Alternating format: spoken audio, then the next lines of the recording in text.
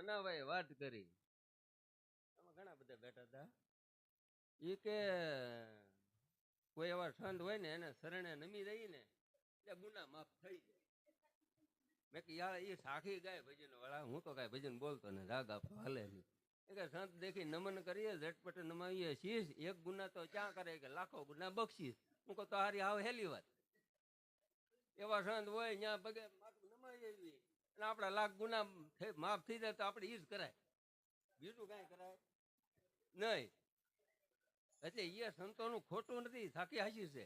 એનો કાંઈ આપણે ઓલું નથી કરતા કે એ સંતોએ વિધાન કરેલું છે કે સંત દેખી નમન કરીએ, ઝટપટ નમાય શીશ શું કામ નમાવીએ આપણે? કે આપણું અભિમાન ને અહમ ઓગળે એટલા માટે છે. નમન બીજું છે કે સંત દેખી નમન કરીએ, કે જો સંતને આગળ મન નમી જાય ને તો અમન બની જવાય. મન નમ્યા સિવાય અમન બનાતું નથી. માથું નમાવાનું વિધાન છે. પછી અત્યારે આ કળયુગ છે, કળયુગની અંદર રાજભક્તિ સંતોએ આપી દીધી. કેવી ભક્તિ આપી? હા હેલી. જો અખા ભગતે શું કીધું કે તને ફાવે એમ બે પણ મારા હરીને ભાઈ કાંઈ આમ ને આમ ટાટિયા કાંઈ કરતો નહીં તું તારે. પણ અખા ભગતે કીધું મેં નથી કરતો, હું એના સાબકા વાંચી દઉં, મેં વાંચ્યું પણ મને પૂરું આવડતું નથી. પછી તુલસીદાસે રામાયણની અંદર કીધું, એક જ સાખીની અંદર આખો સાર આપી દીધો. કળયુગમાં કેવલ એક હરી નામ આધાર, બીજું કાંઈ નહીં કરતા, નાવા નહીં જતા, ટીબક તિલાય નહીં કરતા, જાત્રાએ નહીં જતા. એક નામનો આધાર પકડી લ્યો કે જે તમને સદગુરુ આપ્યું. હુતા હુતાય થાય ને ખેતર ખેડતા ખેડતાય થાય, પણ જ્ઞાન નિશાને હોવું જોવે.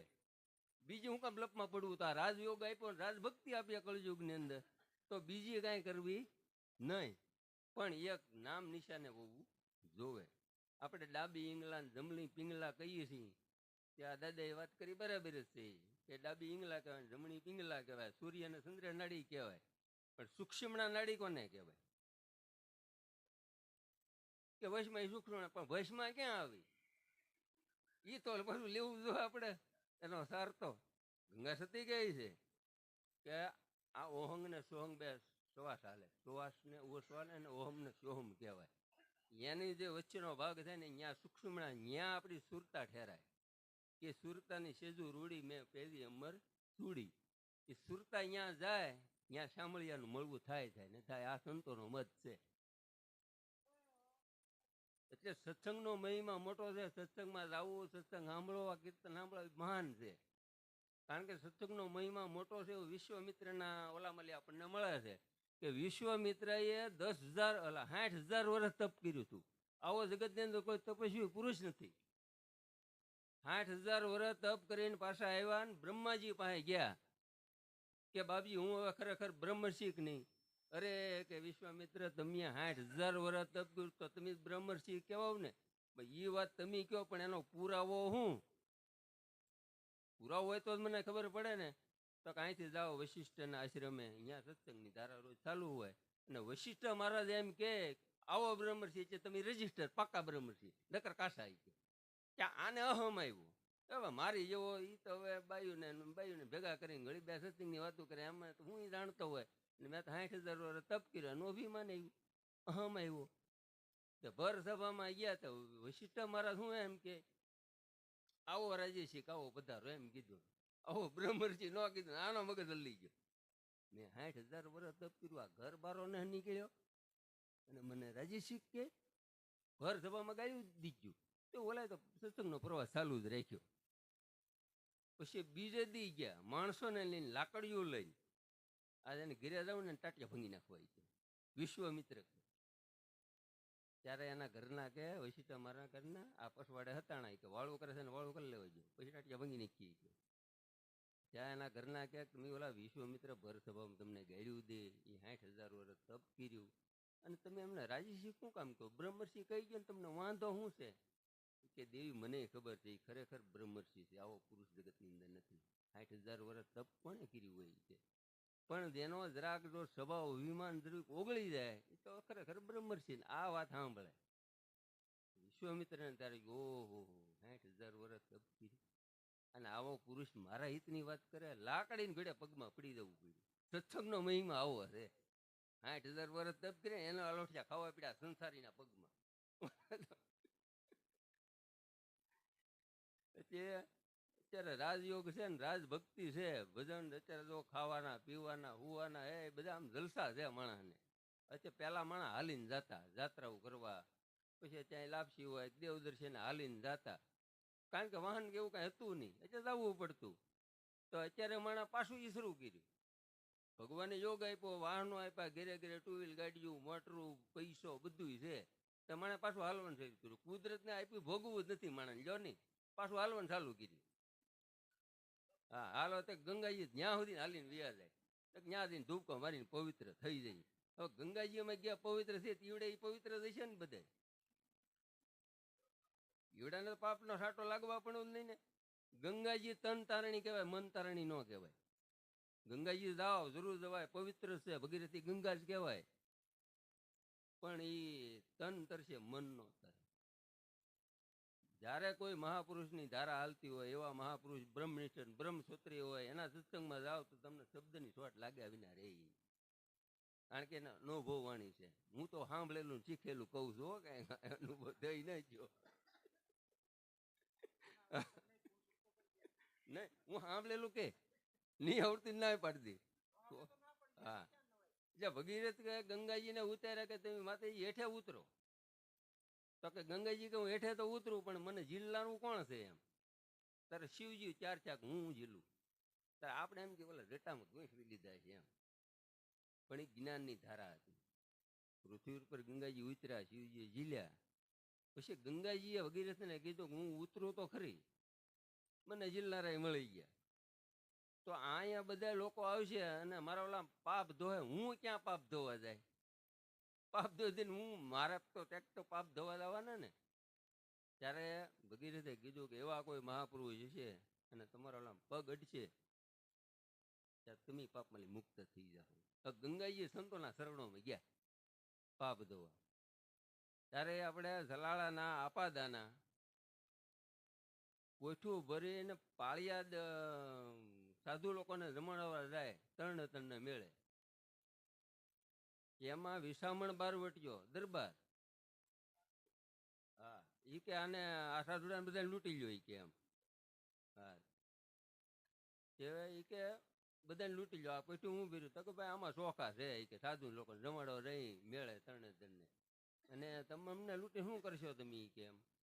તો કે નહીં અમારો માલિક નો હુકમ છે, લાવો બધું લૂંટી લો. કે દાના આપે તમારો માલિક કોણ? તો કે વિસામણ બારવટીયો. ક્યાં છે? કે બાજુ ડુંગર નીકાળીમાં. ત્યાં રહે ને માઉસ ની 7 હાંડલીઓ સડતી હતી. તો કે તું વિસામણી? કે હા. બંદૂક 12 રોટાની. ઈ કે આ હાંડલીઓ શું સડે? ઈ ખોટું બોલ્યો સંત આગળ. ઈ કે બાપુ એમાં ચોખા સડે. સડતું શું મટન? દાના આપા એ બાજુ ગયા. તો ઈ એને એમ થાય કે અમારી એબ ખુલ્લી થાય, તમે જોટો લાંબો ન કરી દે. પણ સંત આગળ શાનપણું નકામું છે, ત્યાં કાંઈ હાલે નહીં. આમ કરી આમ જોયું તો ચોખા ઉભરાઈને આવ્યા.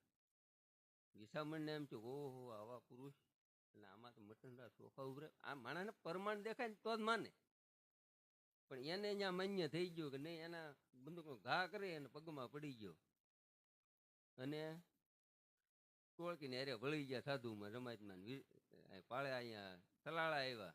પછી ઉપદેશ આપ્યો. પછી એને કીધું કે બાપુ આપણે ગંગાજી જવું છે બેયને, ગુરુશેલાને. કેમ? મારા પાપ ધોવા.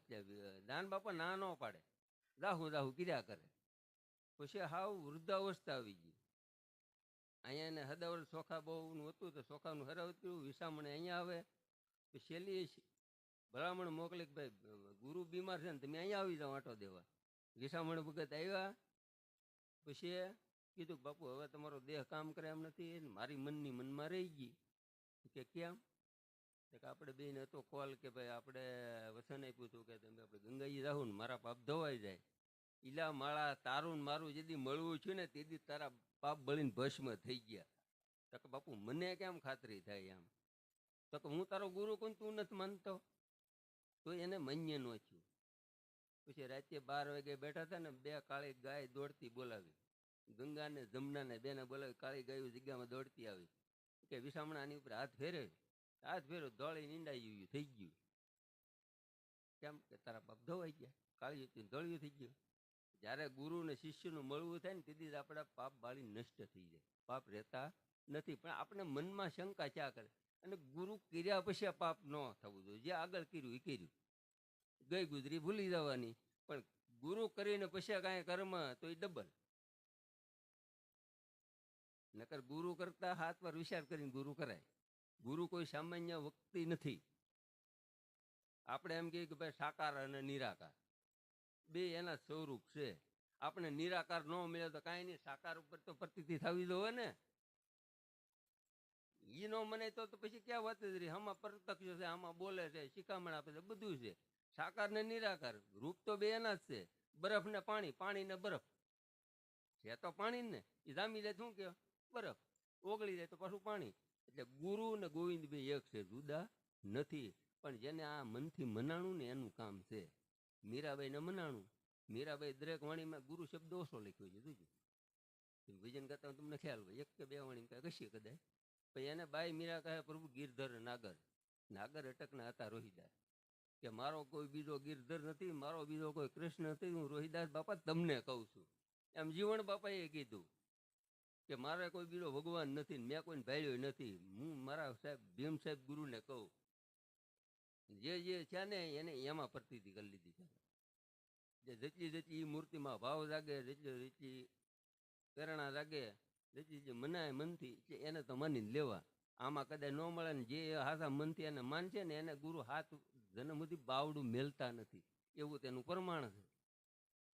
આ જન્મે ની ઓલે જન્મે તમે ટપાલ લખી હોય અધૂરી, લખતા કંટાળી ગયા હુઈ ગયા, તો સવારે ઉભા તો પહેલેથી લખવી પડે કે અધૂરી હોય ન્યાલી. ઓલા જન્મમાં અધૂરું હોય ન્યાલી શરૂ થાય. પણ હાથ જન્મથી બાવડું ગુરુ મેલે નહીં, એને ગુરુ કહેવાય.